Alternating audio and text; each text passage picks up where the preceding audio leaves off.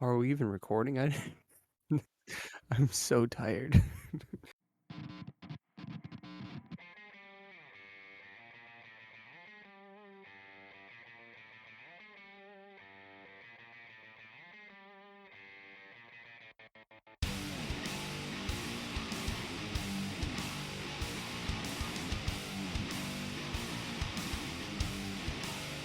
This is going to be very boring if this is how we're going to talk the whole time. Oh, it's gonna be fantastic.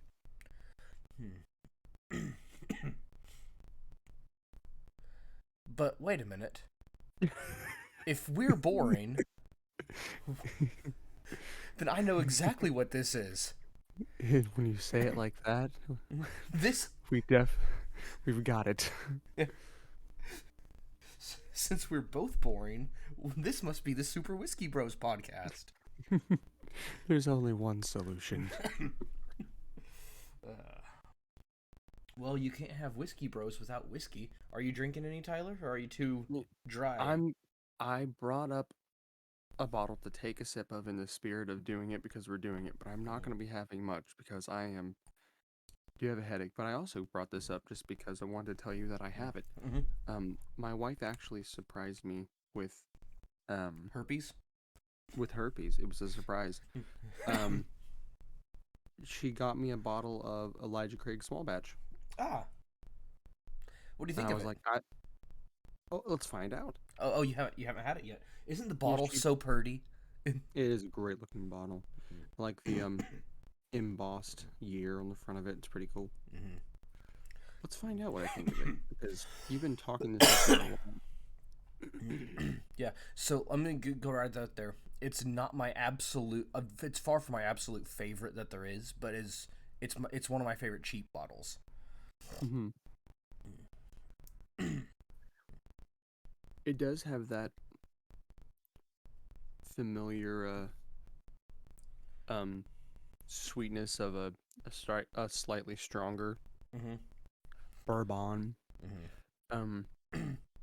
I think for me, you're talking about favorite cheap whiskey. This is it's better than my go-to cheap because my go-to cheap's Bullet.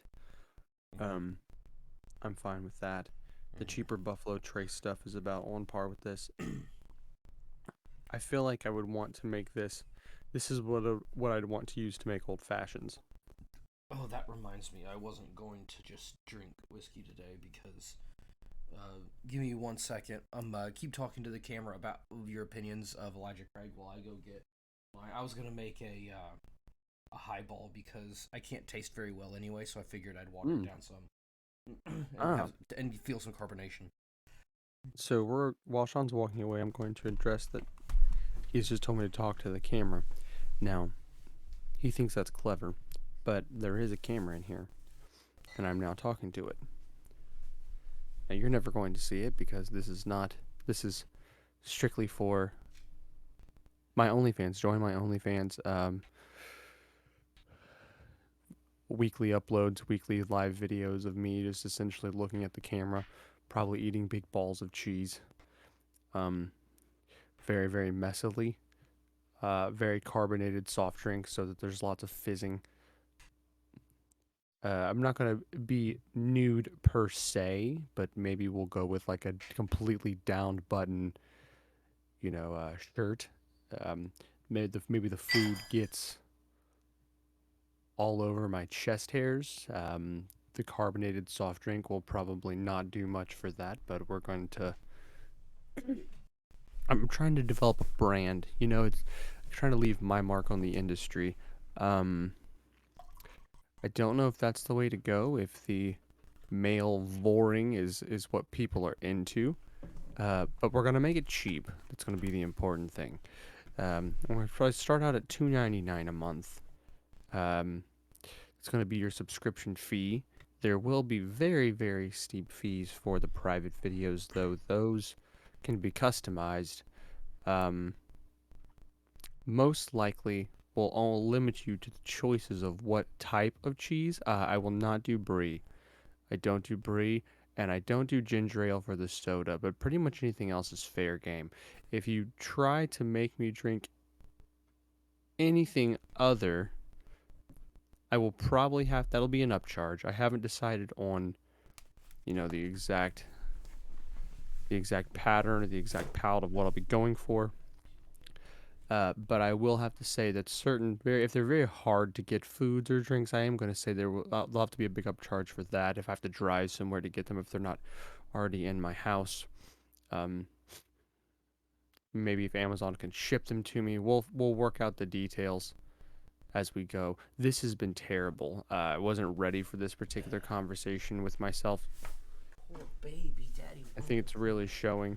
Nighttime Sean's sleeping. talking about babies. It's disgusting. I can't believe either of us have children. I don't know what's wrong with us. I don't know Hi, why we've done this. I'm God, I hope back. Sean cuts all this out. I probably won't. I don't know what it was, but I'll probably keep it. I essentially described my OnlyFans platform in which I'm going to be eating cheeses and drinking soft drinks topless and just going over the details on the fly. And it could have been a better skit. Ooh, I mean, that sounds like something I'd pay for. Well, no, of course, but I just didn't do a very good job describing it. Mm. Should have talked about what I was going to tell you at some point. I have a wart on my foot, and last night I just decided I was going to dig into it, and I pulled out 3 of the seeds. I don't think I've seen myself bleed that much in a long time. Hmm. It's a lot of blood. That would have been a more interesting conversation. Yeah. Well, here's what's less interesting: is I have a Baby. I do, but I was gonna say, well, the baby's very interesting though. I was gonna say I have an Evan Williams bottled in bond. Ooh. Yeah, 50 horsepower. It's pretty fun. I heard most of that. Patrick was banging on something that must be connected to the microphone in some way. Well, like indirectly, he's banging on my desk. Yeah, it sounds like as you're talking, you're going through a tunnel that's made out of a saucepan of which a giant monster is banging on. Ah, well, let me lean in so my voice hopefully overpowers the banging. Now that is my Gross. nippo. Um, uh, That's that's the nippo. um, uh, but I am, I said I am having an Evan Williams bottled in bond 50 horsepower. Uh, ooh.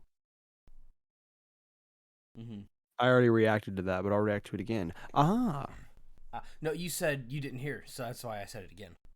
Oh, I said I don't know. I might have. This isn't worth arguing about. Hey, we actually have a topic today, and it's one that we actually like and that we've done pretty well on talking about so far, and managed to stay on track every time we've talked about it, which is probably why we're Yeah. avoiding talking about it. We have not stayed on track anytime we talked about it. We tried. We We've stayed on track we longer with this than anything else, but that's that's more what I'm getting at. we still haven't done it. We've more successfully stayed on topic about it. Mhm. Anyways, yeah. What the thing is that we are staying on, that we're trying to stay on topic with, is it's time for part 3 of our the Way of Kings book club Huzzah! episodes. Yeah, we it's been too long since we did part 2. Um uh and there's been minimal discussion in the Discord about it. By minimal I mean 0. And Zero. I think that's just because no external people, I mean like our current mods and us, uh for the most part the only people in there, the only external person to have come in came in from an Instagram post, I believe, and that was Fire Dancer. So shout out to you, Fire Dancer. Welcome to the Discord from months and months ago when you joined. Um, uh, and doesn't listen to the podcast. Just looks at our Instagram post. yeah. But yeah, that's that. That's But yeah, it's Way of Kings by Brandon Sanderson. You guys know the book. You guys know the author. Fantastic Mormon man. Um, uh, the most except Mormon. except I don't know how much I trust the man. Um, uh, because he is not being very argumentative at all with the um Wheel of Time Amazon series.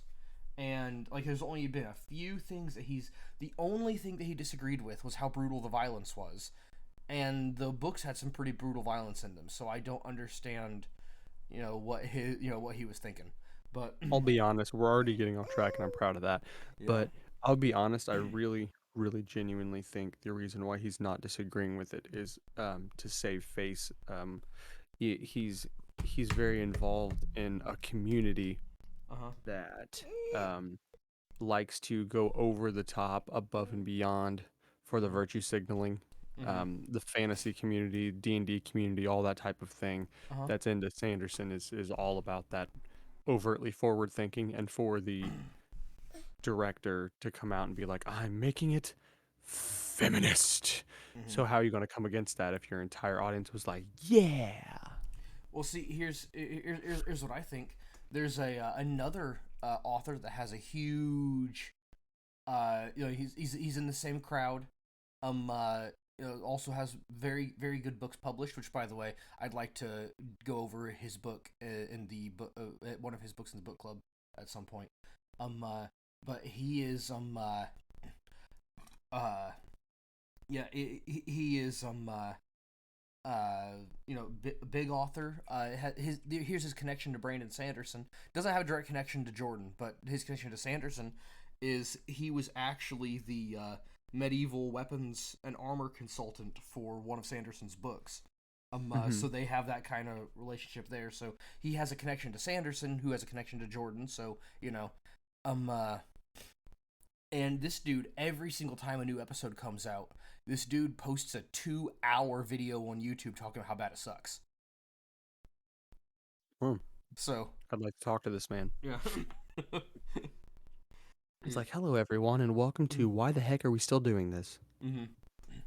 Yeah, but it's are you talking for him or for us?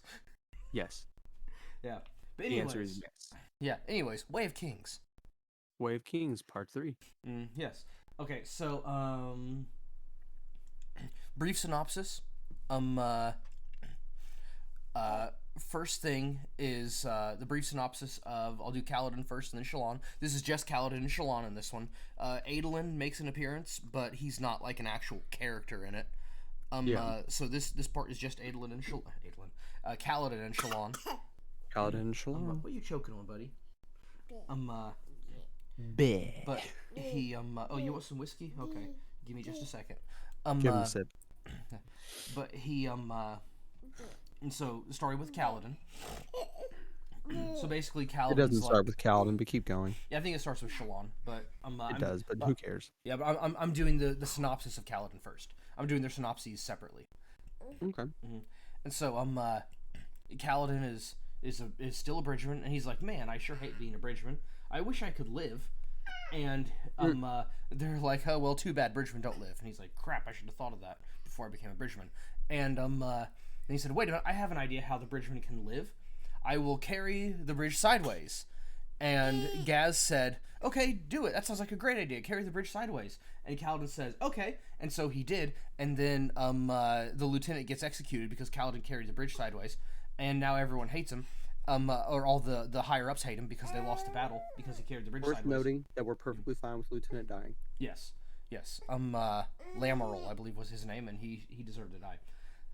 And then and they said, well, hang up for the high storm. He'll die there. And they said, yeah, that's a good idea. High storms kill people. So they hang up for the high storm, and then it didn't kill him. And then they said, oh crap, what are we gonna do now? And then just a week or so later, he gets up and out of bed, and they're like, oh crap, he's up and out of bed.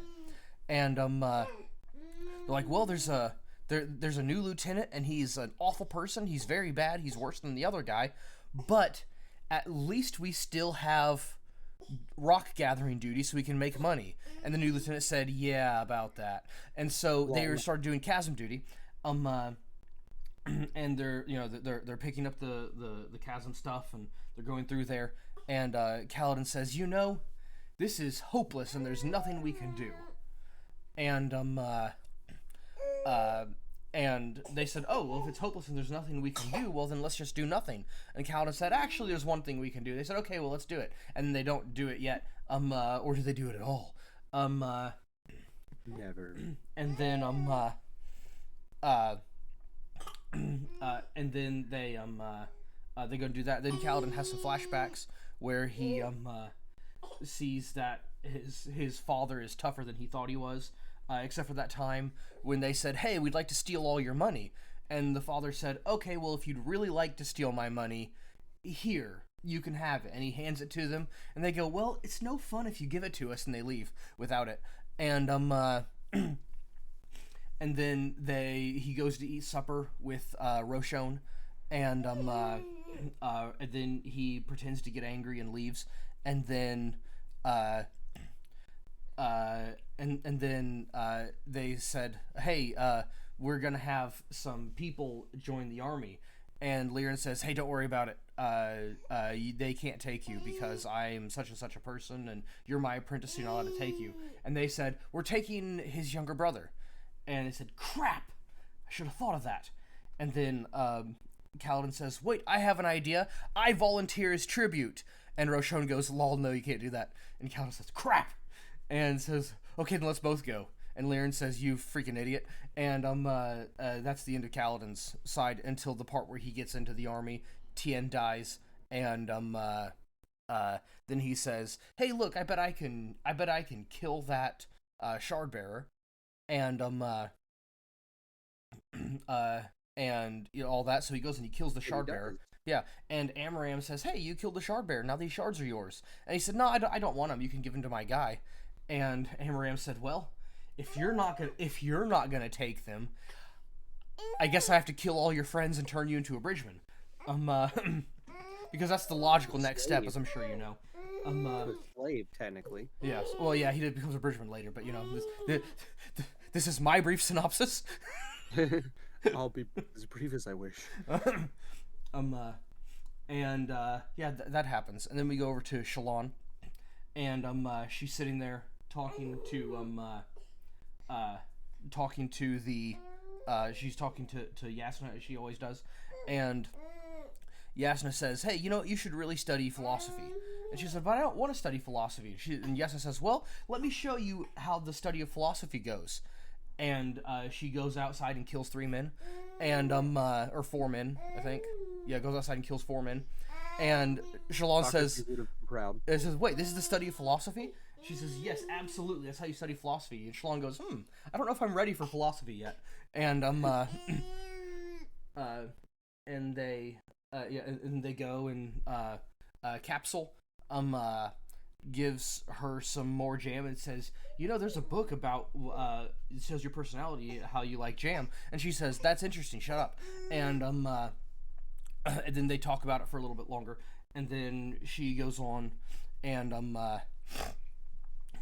and he says, "You know what? I'd like you to steal the Fabrial for me." And she goes, "I will not steal that Fabrial for you."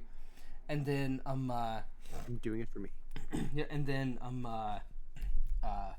Yasna says, "Hey, when are they gonna have you steal that Fabrial?" And she goes, "I am not going to steal the Fabrial." And then she steals the Fabrial, and then she takes it, and then she goes and does all sorts of stuff, and then she sees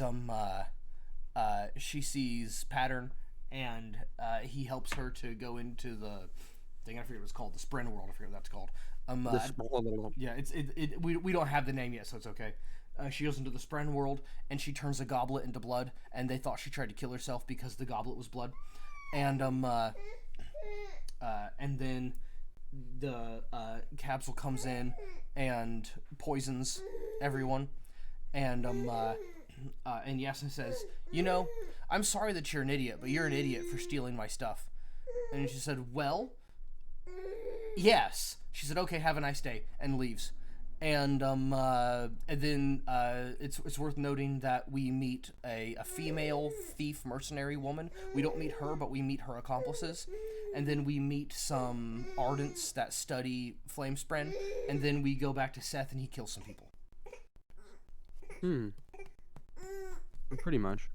Oh, and we have a foreboding moment. I forgot about this. When Shalon is talking to King Taravangian, and he says, and she says, "The Ardents will gladly forgive you." And he says, oh, there's no way I could ever be forgiven. And that's a nice foreboding moment there. That's called foreshadowing. Well, that was definitely a synopsis. I it's worth mentioning for me, I I hate reading Shalon. Mm-hmm. Um, I just do. But this was the most interesting section to read about Shalon because the amount, I guess the reason why I hate it is I hate um, just ham-handed tension. Mm-hmm. And nothing Sanderson really does is ham-handed. I'm not trying to say that that's the case, but I hate those sort of the moments that are created and that are like pushed to an extreme to be tense moments. Mm-hmm. And so many of her moments are like that. And granted, that's like the nature of what her character's mission is to always be on the edge of like, oh crap, I'm gonna be found out. Oh crap, and then I didn't get found out. So then, oh crap, I'm about to be found out, but then I don't get found out. So then, the oh crap. So at least you actually get to the payoff in this section because she Mm-hmm. gets found out. Um, so I mean, it's more interesting.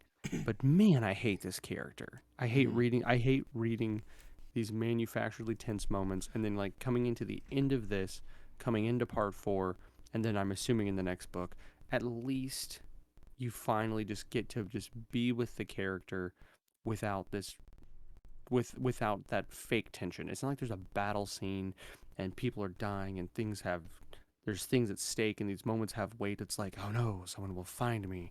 They're gonna find me when I get the stuff, and I'm almost found until they almost find me right when I'm about to be found, and they don't find me. Like, oh, stop it. Mm-hmm. I hate those moments. So that's the reason why I don't like reading that character. But this part three is at least since we get to the payoff, I'm fine with it. Mm. Well, see, and that's something that Robert Jordan does also. It gets to where it's really, for me, it's not nearly as interesting to read the sections talking about the girls, and it's not Jordan's fault in those in the Wheel of Time, and it's not Sanderson's fault in this book. It's like they're doing something that most fantasy authors don't do. Um, uh, and it does make for parts of the book that are kind of boring and a little annoying, and that is what they're doing is they're being a lot more realistic, physically speaking, with like like so they don't have the girls get into big physical confrontations because this isn't this isn't a new Hollywood movie where the 98-pound girl beats the crap out of 11 dudes. This is like Yeah. when like they do have Yasna kill those four guys, but she uses magic. um uh, and then uh so like so they do have they have moments like that, but for the most part it's when the unarmed if the unarmed girl goes against the unarmed man, that confrontation doesn't happen. But in the event that it did happen, you know who would win because there's realism involved. um uh, and so for that reason, to avoid just the characters just immediately dying and ending the story, he doesn't have the female characters for the most part get into a significant physical conflict. And so for that reason though, the story must have conflict. So they give the girls social and societal conflict, and for me that's boring. I don't find it boring, Mm-hmm. necessarily. It annoys me. Mm-hmm. I find that type of tension annoying. And there's a thing like you made the reference about like the 98-pound girl beating up all the guys in the movie. Mm-hmm. Um, you need if you're gonna have your character be a bamf, I need it to be believable. Mm-hmm. Um, and I do like that Yasna is a believable bamf. She is the fact that she gets to do some stuff and they're clearly setting her up to do more stuff Mm-hmm. is awesome because I believe that she would absolutely be destroying fools all day long, and I believe that she can. And then when she does, I'm like, yeah, of course she did. And then like I just she's gonna have to in some degree be doing that due to the story, and I'm all in. Mm-hmm. Um, but you've created a character with Shalon that even if she becomes great at using this magic thing, you've created a pansy Mm-hmm. and an annoying one, and unless we see some serious character development, I'm not going to care about it. And I have faith in Sanderson being a great author, but you know, Mm-hmm. but not to derail because I don't want to talk about this for very long. But I don't know if you've watched the Book of Boba Fett or the Mandalorian, either one yet. Just a little bit of the Mandalorian, never finished it. do that, and then go and realize that the Book of Boba Fett is the greatest show that's ever been made, ever. Mhm. So It's yeah, so phenomenal. yes, I'm gonna be real with you. I like just on like a I don't want to say a moral level. What's a word that's synonymous with moral but not quite as strong? Um, uh, a fun not fundamental. Either way, I'll tell you what happened. You may come realize what the word I'm searching for is. But on a certain level, I don't. I stopped watching The Mandalorian after they canned Gina Carano. Hmm. And I was about to say the reason why I believe that they have the female kicking butt in that show is because Gina Carano could fold you in half and you'd thank her because Yeah, she's a monster. yeah. Let's say she could beat me up. As a, you know. Yeah, she's an absolute monster. So when she beats people up and grabs a giant gun and starts mowing people, I'm like, yeah, of course, it's Gina Carano. Yeah, but she's not Scarlett Johansson though. I could beat Yeah, up Scarlett exactly. Johansson and to see her. I have beaten up Scarlett Johansson, as it turns out. Oh, Um, now I have to throw this thing out of the side there. Uh, there's a post that someone saw. It said, if you were trapped in a room with any character from the Marvel Cinematic Universe and you could not leave until you defeated them, um, uh, who would you pick? And the person said, I would pick Scarlett Johansson's Black Widow.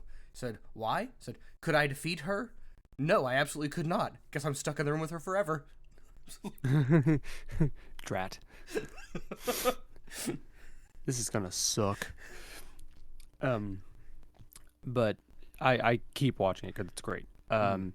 They also do the same thing in the Book of Boba Fett, Mm-hmm. because they have his main assassin is this girl, and you immediately kind of roll your eyes a little bit. Um, but then again, just total bamf, so you're all in. Like, it's perfect.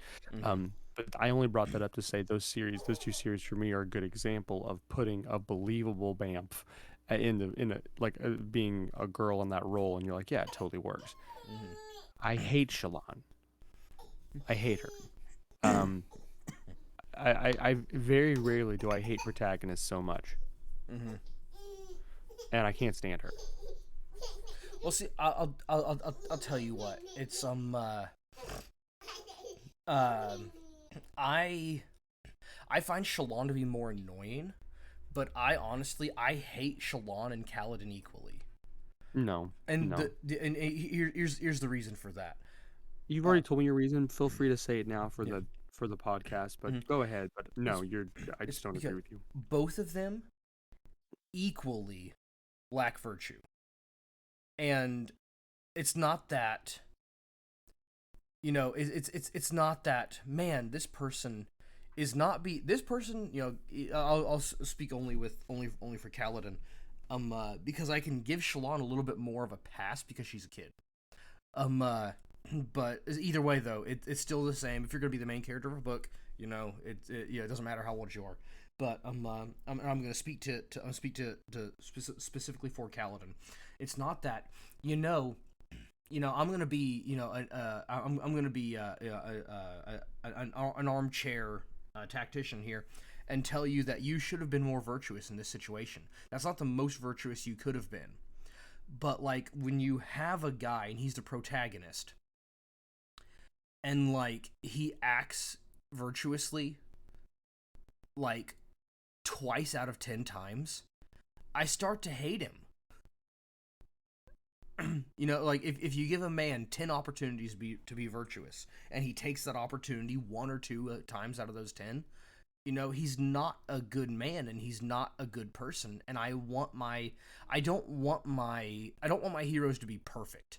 Which is why I'm glad that Dalinar isn't the main character, because he is darn close to a perfect human being. Um, Yeah, uh, he's made to be the perfect human. yeah. Um, uh, but but then again, he's only perfect. He's only so perfect and virtuous because at the very beginning he was so not perfect and virtuous that he's turned himself into a better person, and that's a Hmm. fantastic deal. But he yeah, but but that's beside the point. Uh, he doesn't so, oh yeah, but for Kaladin though, like I want the main character not to be perfect, but I want the main character to be a virtuous person. And unless you're reading like a dark, like anti thing where everyone's a bad guy, that's not the case with this. There's clear cut good guys and bad guys. Kaladin Mm-hmm. is a good guy. Um, uh, and the impetuous, brash, arrogant Adolin is more virtuous than Kaladin is. And Fair. it bugs me to see, um, uh, and actually for the most part, other than um, uh, like other than stealing the Fabrial and lying about it, and overall being an idiot, I would say Shallan is actually more virtuous than Kaladin.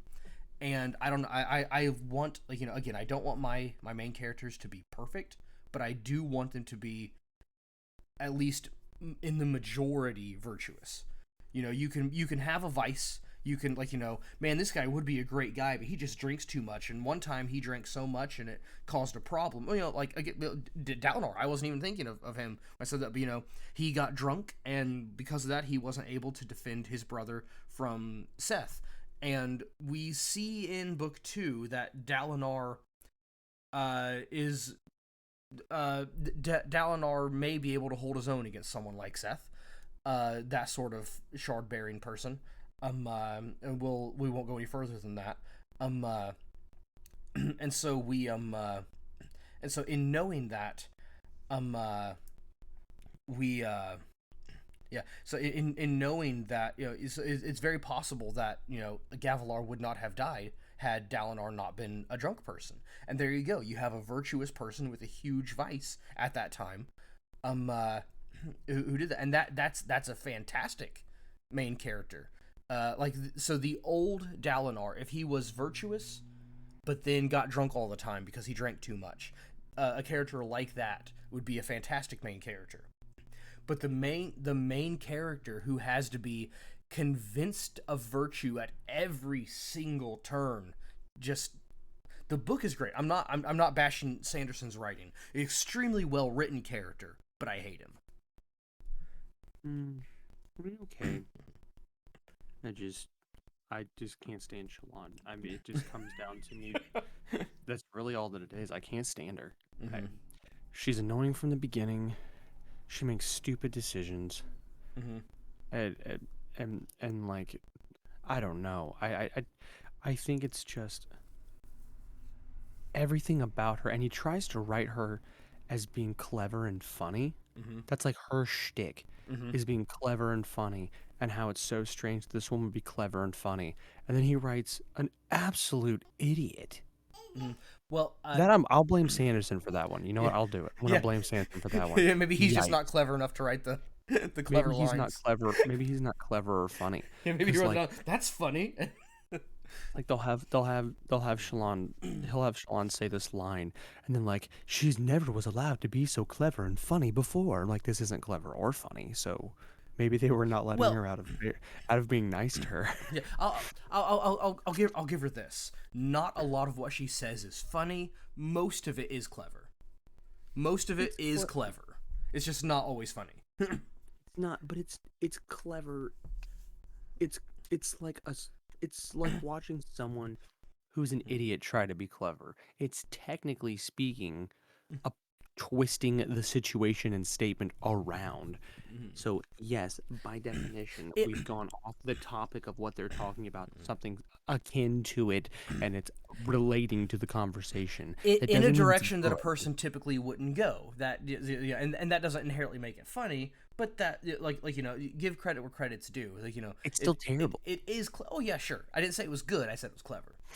It's terrible. That's the problem. The cleverness is terrible. Mhm. And if you're writing a character whose shtick is to be like, this woman is so clever. Why is this woman clever? Women can't be clever. They're not allowed to be clever. She's not, she's an idiot. Mhm. Like, if you're going to make that her shtick, make her good at it. Well, again, if you want her to be clever and funny, she's not good at it with the two combined. Yeah. If cleverness is just the whole point is cleverness, then she does that. But she that again, I'm just gonna keep saying it over and over again. uh-huh. If your whole thing is how clever you are, and Mhm. you're so freaking clever, Mhm. make the clever remarks good. Mhm. Well, again, please. her whole shtick isn't that she's clever and good or clever and funny. It's just clever. They're terrible. They're terrible. No, they're terrible, clever comments. Yes, The comments that are clever are terrible. for the most part, yeah. You go over to Kaladin, like, guess what he's good at? Killing people. You know what he's really, really good at the entire time? He does really well. He kills people. He's really good at it. He does it very well, and he pulls it off phenomenally. The over the top shouldn't be as good as he is. It's like god level abilities to kill people. And she's like, I'm the most clever. Here's a comment about how when you were talking about the ship, I took it to be something else that you weren't thinking of. It's terrible. If you're going to make Kaladin be the best at the thing that he's good at and make it believable, then at least pretend like she's close to being on par with this character in terms of how you're writing her. It's still bad. It doesn't matter if it's clever. It's bad clever. If her main thing is clever, you better knock me out like, whoa, I never thought of that. If your whole But you, shtick is but being you would clever, do that. no. No. Look. No. You would do that. Every once in a while, you'll go, "Wow, I never thought of that." Every other time, you go, "I never thought of that." Every single time. Okay, let's do it. If someone was in front of you holding a spear and they're like, you know what I'm really good at? I'm good at killing people. And then they start killing people like Halden kills people, you'd be like, holy crap, he's good at killing people. And then someone's in front of you being like, my thing is clever. And they started talking to you and they made all the quips she was making, you'd smack them in the mouth. Well, I would give them clever. I would say, well, that was clever. It was And then really you'd smack stupid. them in the mouth. I may also smack them in the mouth. But I'd also smack Kaladin in the mouth because he's an idiot. He's No. We're talking specifically about the things that make them great. The things that are supposed to be their shtick. His is believable and awesome. Hers is like, this is stupid. You should have been more clever. If your thing is to be clever, then be more clever than this stupid comment. Her opening lines to the people in the ship in part 1 are the dumbest things I've ever heard. They're the things that my 9-year-old says that are clever. Yes, but they're still clever. They're just not good. That's what I'm saying. But that's my point. Yes. That's my point. That's why she's a terrible character. But you didn't say you didn't say she is bad at saying clever things that are good. You said she's bad at being clever. She's very Yes, very good she at being she's very very good No, at she's being bad clever. at it. No, as long No, as she's bad at it. as long as what you say is clever, which it is clever. As long as what you say is consistently clever, then you are good at being clever. You're just not clever and good. No, she's bad at being clever. You can say if you were trying to do something and you do it poorly, then you're not good at it. But she was excellent at being clever. Her statement was not excellent, but the fact that she was consistently clever. If you look at a man and you say, this man... Stop, pause, hold on. I have a work phone call. But anyways, if you have a man and you say, this man is, I am good at making chairs. Okay, and he goes and he makes a chair, and it's an ugly chair, but it stands on 4... making chairs. No, if it's an ugly chair, but it stands on 4 legs, you can sit on it and it doesn't break. That's good. That's good at making chairs. If you have a guy who makes a beautiful chair, he's better at making chairs because as long as the chairs also stands on 4 legs and doesn't break. So as far as structurally, say the beautiful chair and the ugly chair are just as structurally sound, then the man who made the ugly chair is still good at making chairs. No, he's not good at it. He's bad at it. The other guy's better either way. Just because the other guy's better better doesn't mean the other guy's good. As long as your chair stands on 4 legs and does not collapse when you sit on it, it's a good chair. And so therefore, that man made that good chair. He's good at making chairs. He's not fantastic at making chairs. It's functional. The statement just says the statement she makes are functional doesn't mean they're good because they're not. Well, no, okay. Yeah, I didn't. Okay, so yeah, I'm not saying necessarily that is the best chair you can get. It's not a great chair, but as long as the only goal for the character is being clever, that does not say she is clever and good. That's what I'm saying. So if the only goal is being clever, you can say the stupidest thing ever. If it was technically clever, you accomplished your goal. Therefore, you're good at what you do. No. Yes, no. That's how that works. It's not how that works. You can be bad at what you do if you still do it. I can show up to my job every single day and sell all the things that I'm supposed to sell. Then you're and good at your if I job. still fail at what I'm doing, I'm not good at my job. If you sell everything you're supposed to, if you work in sales and you sell everything you're supposed to sell, you're good at your job. No, if everyone walks through the door being like, that guy was an absolute idiot, and they still had the things that they came in to get, then I'm bad at my job. She's bad at being clever because she does it poorly. No, if you come in and people say you're a terrible person, let me buy everything you have, you're good at sales. No, because if they walk away angry, then I've done my job poorly. So If what I'm saying is, if every time I listen to her, I walk away angry, so she's doing it poorly. stop being a tard. She is clever. That's all she's good at is specifically clever. She's not funny. She's just clever. And she's bad at it. No, not at all. Very much. Okay. If you I've say exasperated the Sean. if you say, here's what I do. I chop down trees. And you say, what is a good number of trees to chop down? Well, the minimum you can get by with to be an acceptable tree chopper is 10 a day. I don't know how many trees you can chop down in a day. Let's say 10 a day. And you're going to say, well, I will chop down 40 a day. 4 times the amount the normal person can chop down. It'll down and you say, well, you're terrible at chopping down trees. Like, your trees are ugly that you chop down. But the only goal is to see how many trees you can chop down in a day, and you technically chop down 40, making you better than the average person at chopping down trees. If your job is to chop down trees, and you have a boss, and you chop down 10 trees, I didn't say it all was of your them are chopped job. down. I didn't say it was the job. Hold on. I'm just saying, as to you're having this way, we have someone who's being objective in the situation over watching this person chopping down trees. You have a boss. He says, cut down 10 trees. And you cut down 10 trees. And all of them are chopped down poorly, and one of them falls on a house. All the trees are chopped down, and you're bad at it. So, on the overarching thing, like, you're bad at the job of chopping down trees. That is the entire overarching job of chopping down trees, if that happens. But if your one and only goal is to chop down as many trees as possible, then it does not matter. If the only factor you're looking at is the speed of chopping down trees, the person who chopped down 40 did a better job than the person who chopped down 10. If that is the only thing, if that is sure. the only factor you're looking at, yes, the only factor I'm looking at is the statement clever. If the answer is yes, and you make more of those statements than anyone else, that is the only factor that I'm looking at. I'm not saying, like, so this person, like, so the person who makes fewer good clever statements is better at being clever than the person who makes more not as clever statements. But if you are consistently clever, even if the cleverness is consistently bad, the only factor that you're looking at is it clever? If the answer is yes, and consistently yes, then you are good at being clever if that's the only factor you're looking at. So she's not good at being funny, she's not good at saying good clever things, but she is good at specifically being clever, and that's what I've been saying from the beginning. But you keep talking about the tree thing. If you have 2 people and Mm-hmm. one of them can't cut down any trees, Mm-hmm. then it's not that they're bad at cutting down trees. They are not someone who cuts down trees. They're out of the conversation. So if someone then cuts down trees worse than the person next to them, then that person is bad at cutting down trees because they do it badly. Okay. Just compare. If you're just comparing 2 people, just because one person is better than another doesn't mean the person who's not as good is bad. You need a Yes, much. It doesn't necessarily mean that. You need a much larger sample. You're right. You need a much larger sample size to see.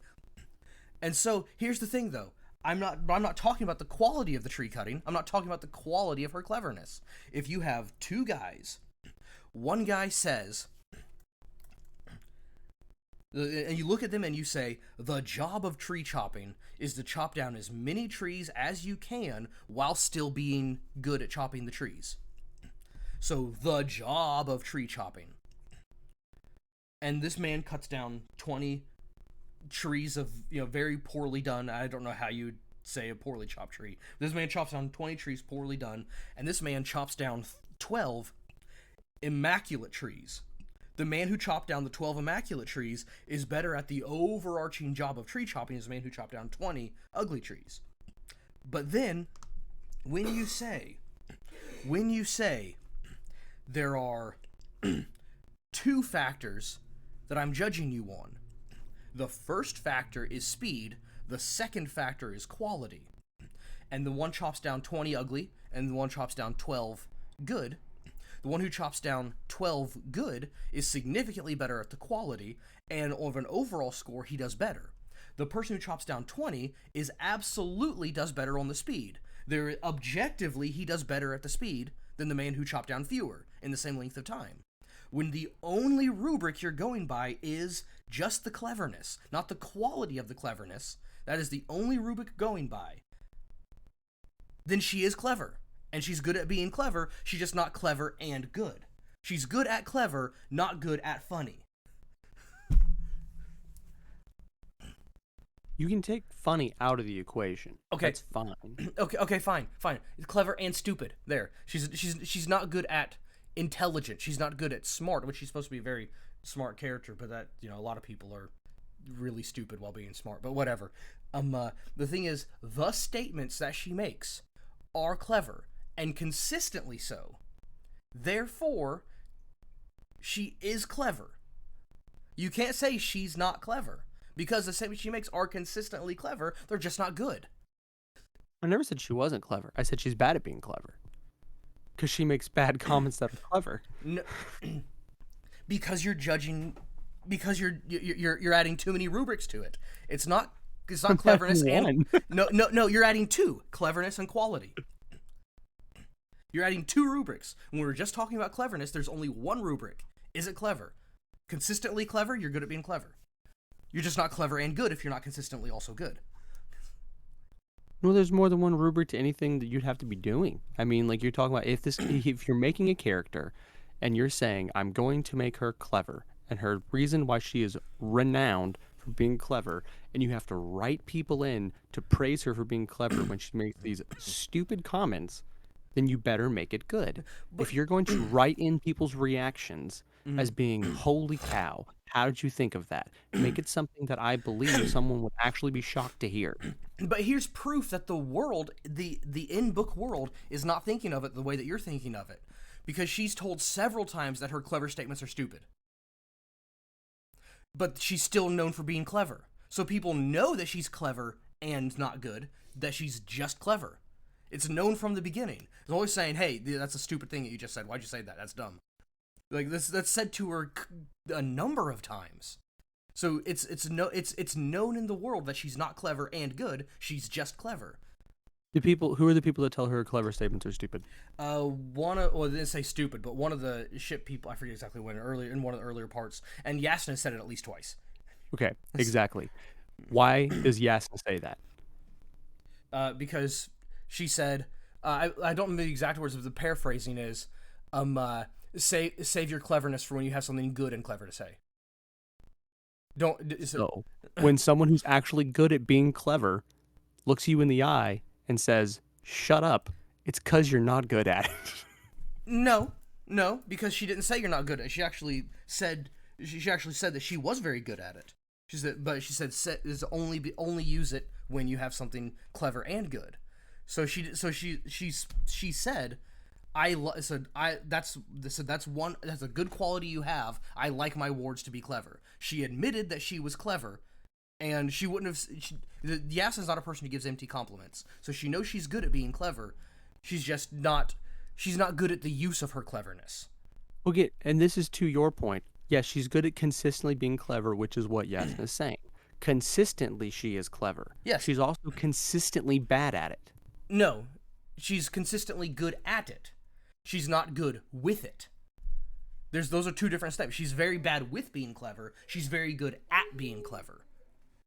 It's still bad though. Okay, but she's good. That's what I'm saying. Yeah, I know, but bad. Yeah, but she's good at it, bad with it. Those are two completely different statements. She's very bad with being clever. She's very good at being clever.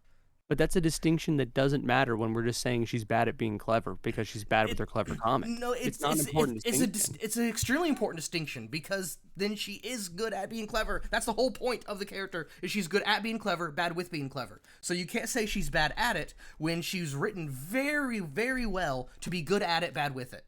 I'm going to be really honest. I stopped caring about this conversation 5 minutes ago. I just like that you're really riled up about it. I hate ignorance in all its forms. I haven't given a crap about a single comment I've made for minutes now. This is just good for me. I hate ignorance in all its forms. I must see it put down. Okay, Uh, let's talk about something, an actual part of the book. What part okay, was so this? Part Kaladin. three? Yeah. Uh, we talked about that for Um, 20 minutes, at least 15. I And you know, I'm leaving it all in. I'm leaving it all in. People deserve this. w- just cut out the phone call. Mm-hmm. Um, Kaladin is especially whiny Mm-hmm. in a good chunk of this, and I can understand why you dislike him. It makes sense to me. Mm-hmm.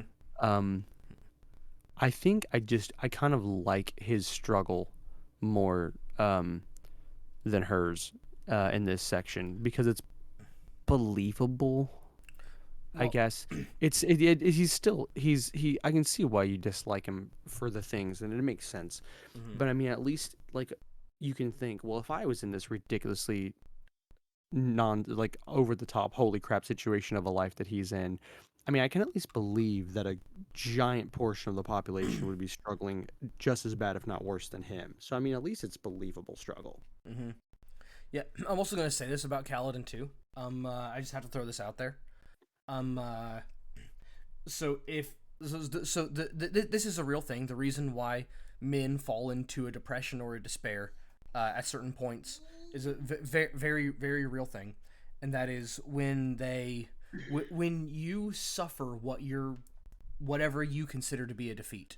If you suffer a defeat and you believe it to be a defeat, I don't know, what part of you has to believe it's a defeat, or if any part of you believes it's a defeat. I don't know, but when you suffer a defeat as a male, and that this happens with people and animals, your testosterone levels drop, and that sends you into a depression. Um, uh, but for Kaladin, for his levels to have dropped so low, to be in the level of despair that he finds himself in at these, it had to have been so low to begin with. He was probably on the lower end, and then to drop, to send him that low, because you don't see a huge significant drop. So in order for that drop to have been enough to put him so low to where he was, then he had to have started with lower than average levels to begin with. And I could easily believe that about Kaladin. If it's been that many years of your life being kicking you in the nuts, maybe a little bit less so. I mean, if it was just like this one thing, maybe, but if it's been that long of life being terrible, then I don't know. It was less I'm than a fine year. with it. It was less than a year. It was less. It's not less than a year from the beginning of his life being terrible with his parents to where we are in the book. Mm.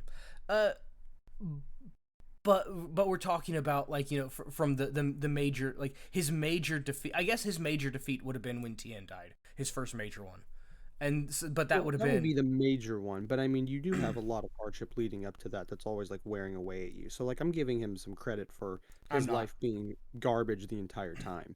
So I'm I mean, not. like, if you have like a bad time Mm-hmm. that's consistently getting worse, leading up to a really really terrible thing. Because I mean, when terrible things happen to him, it happened really quickly. Because you have his brother dying, which technically doesn't happen till the next part, right? It's talked about that he dies. Um, Well, I uh, mean, the actual flashback, like the, the the real the actual flashback. flashback that involves him dying, that's later.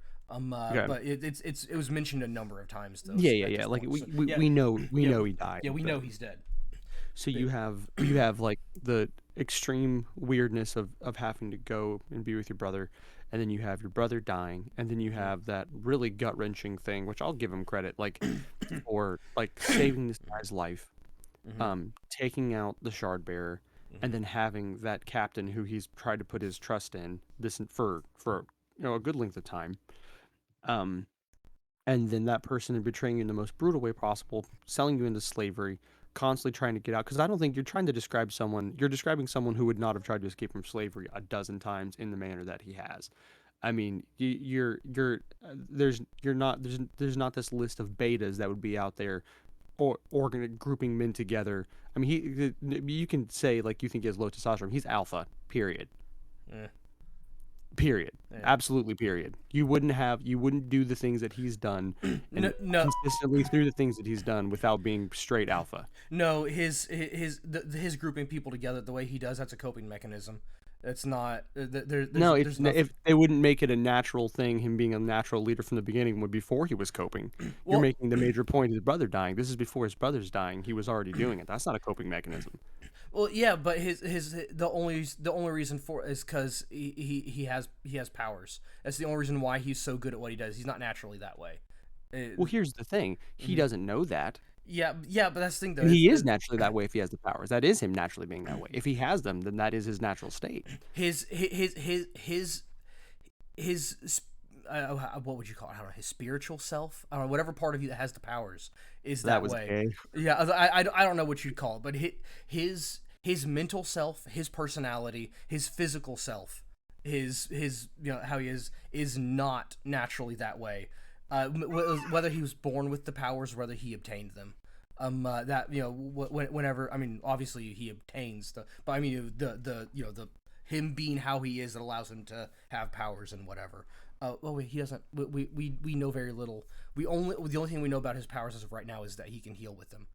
Um, uh, but He actually does able to like chuck the shield up and draw things into it, but we can get into that later. that happens later. That's why I said we'll get into it Oh, later. yeah, but yeah, but and so like the only of his powers that we know about is right now is the healing, um, uh, and he and so like he as a person, like that's not real. Like so him being so cool and such a good fighter is not like a thing natural to him. If it was a thing natural to him, he wouldn't have lost that fight as a kid. So it can't be a thing natural to him. It has to be related to the powers. No, well, it's learned either way. Like Yeah. he had to learn to be this great fighter in Well, the army. well, the way they said it in the army was that he picked up the spear and was immediately good with it.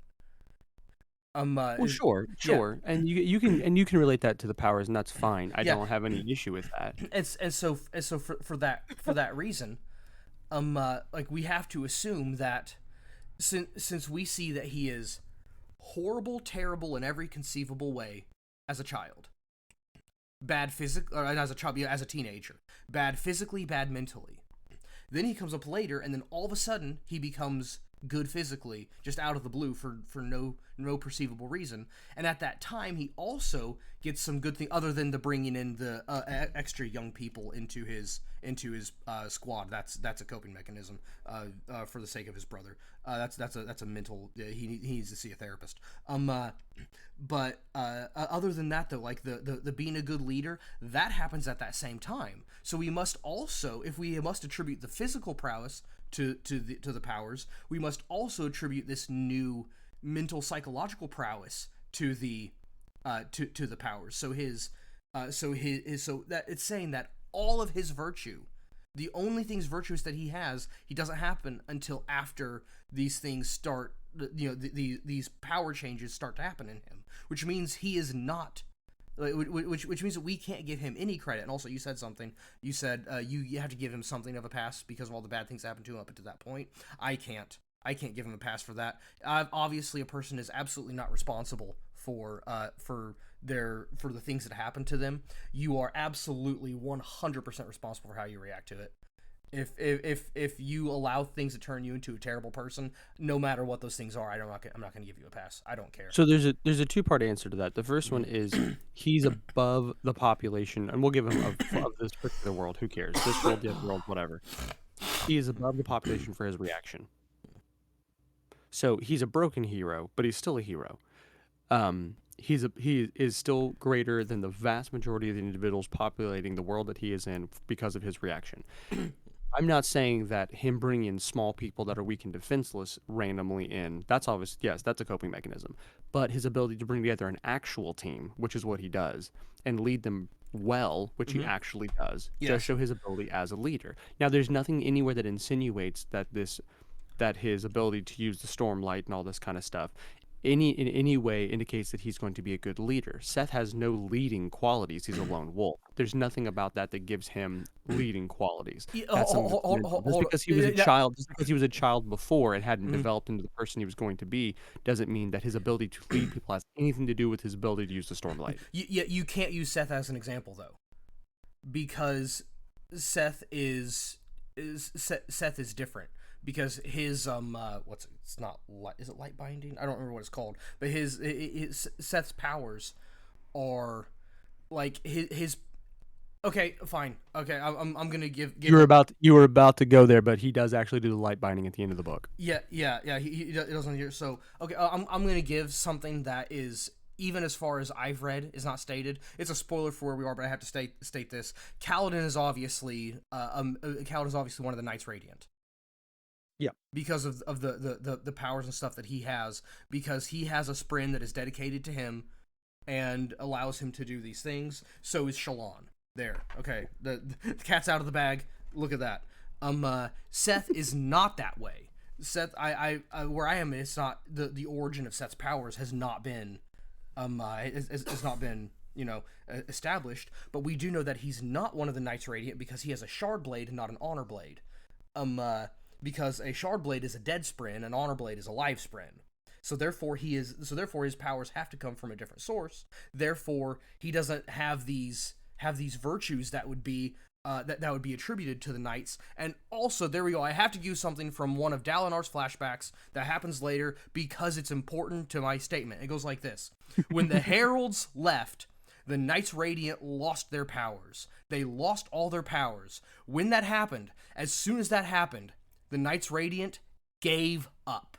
They stopped being virtuous. They started being cowards. Their virtue came from their power.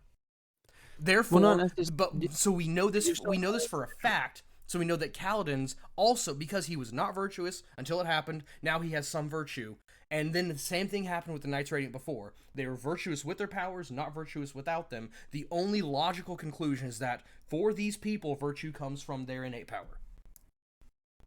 Well, no, I'm not even arguing that point. I'm just saying that at the end of the day, his ability to be a leader is still popping up before all this other stuff. But his ability to be a leader happened. And this is before he has his friend. No, it's not, because Syl said herself that she was with him from the moment he joined the army.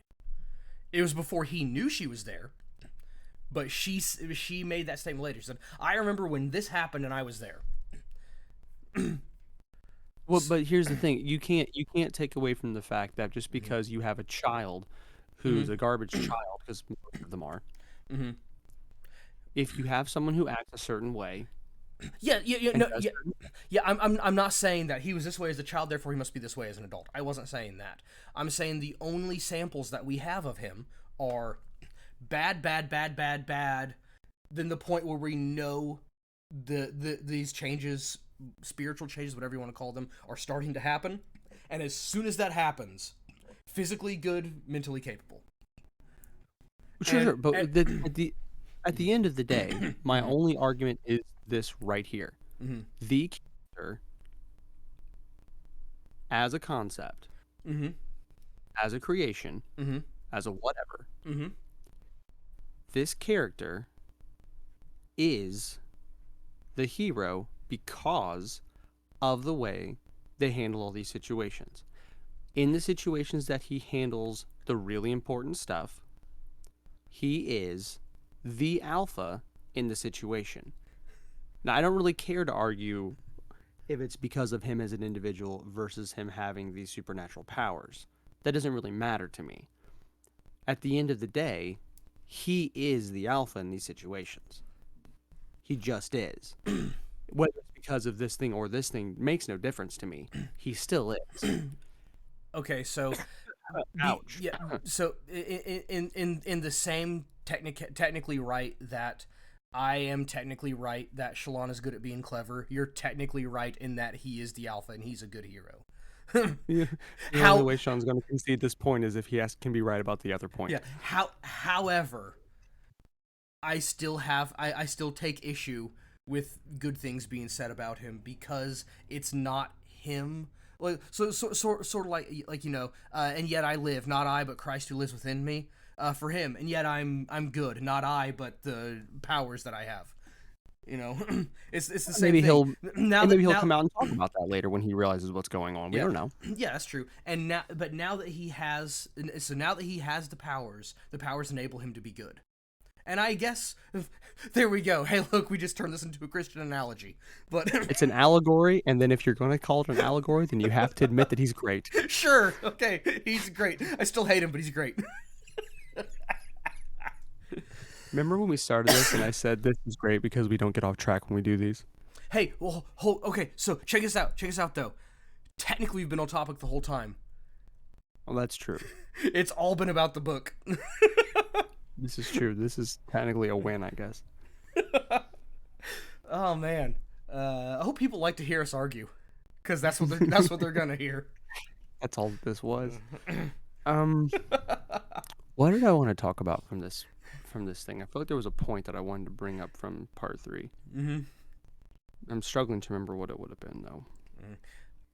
If I knew what you're thinking, I could help you. I had a refresher last night. By refresher, I mean like I listened to the audiobook of the whole book, and then I read part 3 last night. You listened to the entire audiobook last night? No, I listened to the audiobook, and then last night I read part 3. Okay. Okay, I Yeah. was like, goodness gracious. Listen to it on like 2 times speed. So impressive comprehension. I don't remember. We got so deep into that was the main thing. Yeah, I don't know. I really hate Shalon. That's where I'm really getting here. Well, see, I'm not a fan. yeah, and see, my thing is I don't know. Like, I find Shalon to be extremely annoying. Like, she is a terribly annoying character. But I guess it's because, like, I'm inclined to hate Kaladin more, and my specific reasons are because Shalon is an annoying person who makes bad decisions. Kaladin is a dang it, I don't know the word. What's the opposite of virtuous? An Not unvirtuous, virtuous. non-virtuous, an unvirtuous, non-virtuous. Kaladin is a non-virtuous person who makes bad decisions, and being non-virtuous is significantly worse than being annoying. That's fair. And so therefore don't I hate him as yeah, much. therefore I hate him more, even though Shalon I find significantly more annoying. Now I think in person I would find Kaladin more annoying, but reading about them in a book, because Kaladin does some really cool things, then I don't find him as annoying reading about him in a book. If these were real people and I were friends with both of them, there would be times when Kaladin would be great to hang out with, but then when he's in his constant downer mode, I would say, hey, I'm gonna go hang out with Shalon. You know, Here's why I would still fight for him in that scenario is because in any scenario in which things aren't hilariously bad, he's a pretty great guy. And so when things are hilariously bad, I would still I will still stand on top of he still handles it better than the vast majority of individuals would have handled those situations. Most of those people definitely would have went ahead and jumped off the cliff without too much question. Not that I think that should be the standard bearer for why he's okay, because that's not that hard to not do. But I still think that he is a better character than the vast majority of the population in this thing. And I think that it's really nice to focus on a character that has a bunch of glaring flaws, because we're going to spend a lot of time with him over the next, however many thousands of pages, and who knows what type of a character he's going to turn into. So I mean, I would rather, like you mentioned earlier, I don't want to read about I do want to read about Dalinar the entire time. I'll take that back. I do want to read about Dalinar the entire time. But I don't want to just have this absolute perfect specimen of an individual be the focal point of a story. Like, if we're gonna have a very long story, I want to be able to see some real development. Yeah. And I think that Sanderson has set these two characters up that you want to smack in the mouth, to make them into people that you're like, well, like, wow, proud of you, bud. Like, well done. So I mean, like, Dalinar is just like, see this guy? He's perfect. Yeah, but see, that's the thing too, though. Like, The flawed virtuous hero is the best possible hero you can get, and then seeing how he makes it in spite of his flaws, or how his flaws hinder him from doing what he's supposed to be doing. That's fantastic. But when you have a character who is flawed and non-virtuous, it's really hard to root for him. And I haven't.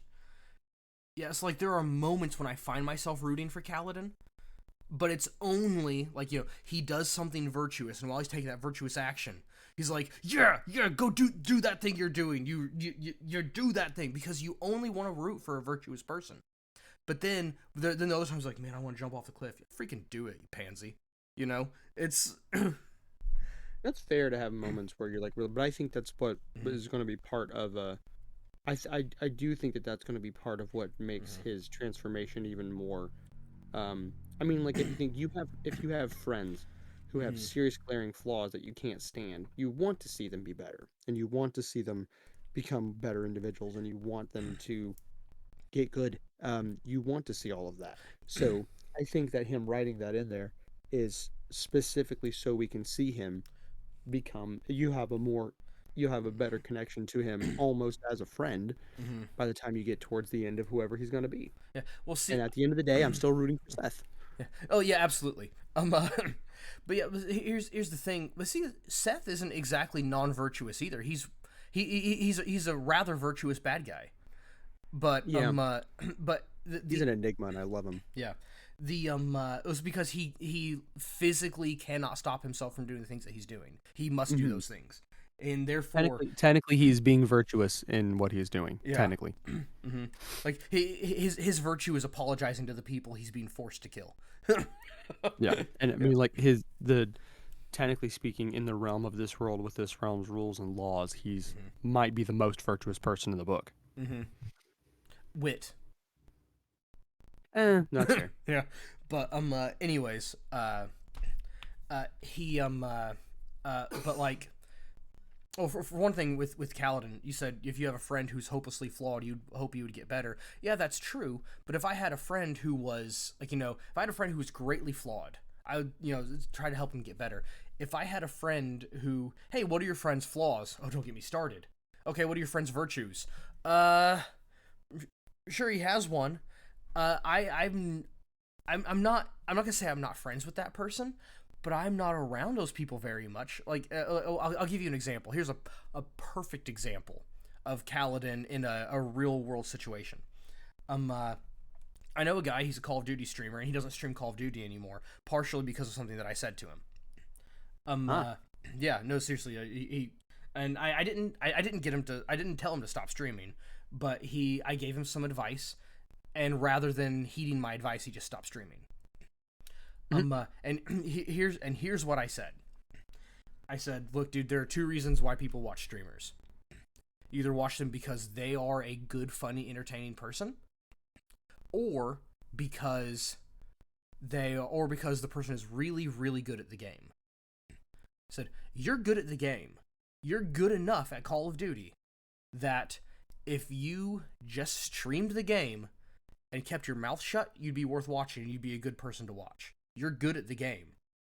But not only are you not entertaining, but you're such a constant downer with everything that you say. Everything that comes out of your mouth is just, woe is me, woe is you. And if you just like, if you like, you're not nearly good enough at the game to be such a wet blanket all the time. People do not want to watch that. And that's how I feel about Kaladin.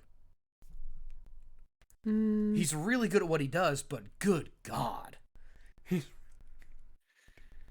eh, I guess. But I mean, like, I still like watching. I just like watching the journey. I think Mm-hmm. it's because you. I mean, this is a little bit different. You're reading a. I mean, you're reading a book. You know it's going to get better. Mm-hmm. That's kind of where I'm at. I know that he's going to become this better individual because he's still being written. Mm-hmm. So clearly that's what's going on. So I'm cool with that. Yeah, yeah, sure. Whew. I guess as the book says, journey before destination. No, that is the mantra. Yeah. But good lord, I hate him. Anyways, Well, thanks to our talking about this for so long, talking about whether or not Shalon is technically clever.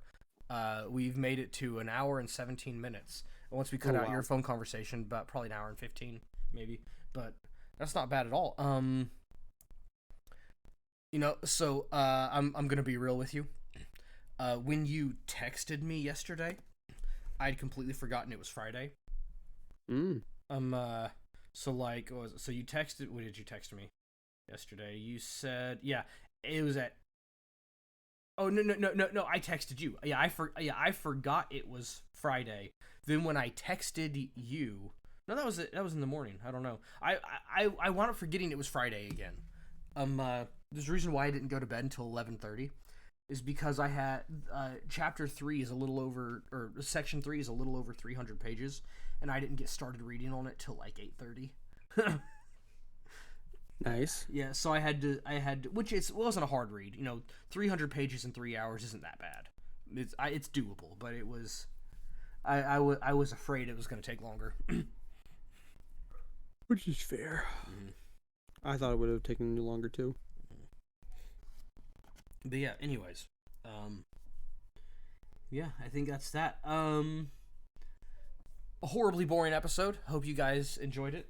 Us being equally pedantic in our own way. The hubris. Okay, there is something that you need to watch. I didn't think of this till just now. If you watch Game Nights, which is Shad Brooks's other channel, he does with other people. There's a dude called Oz that's on there, and the way that he and Shad argue all the time, and their arguments get long and heated, and like in an hour episode, they may spend 20 minutes in one argument, and it really reminds me of us. And just depending on the day, either of us could be Shad, either of us could be Oz. And here's how it typically goes. Here's how it typically goes. Shad says, "This is how this works," because there's an accepted definition of this thing. And Oz and sometimes they'll switch places even, but I'm gonna use them in this order like this. And Oz goes, "Nope, that is an accepted definition of that thing, but it is not the strict definition of the thing, and according to the strict definition of the thing, you're wrong." And Shad goes, "No, because this is the accepted definition because of this." And then they both start throwing out random straw men and non sequiturs, and and that really makes me think of the two of us. Like I think I think our arguments are nothing but straw men and non sequiturs. But it keeps things interesting. Well, that is to say, our arguments are perfectly valid for the point that we're arguing, but you and I always wind up arguing like opposite points, like the same thing, but coming from like defining things differently. So you'll have a definition of it, and what I say is a straw man and a non sequitur for your definition, and then what you say is a straw man and non sequitur for my definition, and we're just trying to convince the other person of our definition. I think that's what our arguments always boil down to. You're absolutely right, and there's something that I have to say. Tamara Morrison's in the book of Boba Fett. Oh, good. I may watch He's it. Boba Fett. Okay, yeah, I may watch it then. Yeah, I was going to tell you, he actually is Boba Fett. I forgot to mention that earlier. Yeah, what was the cartoon he was just in? It's another one. It's another thing on Disney Plus. It's the Bad Batch. No, it's a Hawaii movie. It's a movie about Hawaii. It has Jermaine Clement in it, and he plays as a crab. Jermaine Clement, who plays as a crab. Are you talking about Moana? Yes, that movie. It also has The Rock in it. Moana? He's the dad. Oh. Mm-hmm. Tamara Morrison, not The Rock. The Rock is the big guy. Well, yeah. No. I can hear it now that I'm thinking about it. Mm-hmm. Yeah. All right, we're doing the off topic. Yeah. We've gone 2 steps too far. We usually go 3 steps too far. Let's stop it on the 3rd step. Goodbye, everyone. We're leaving by. See you. Bye.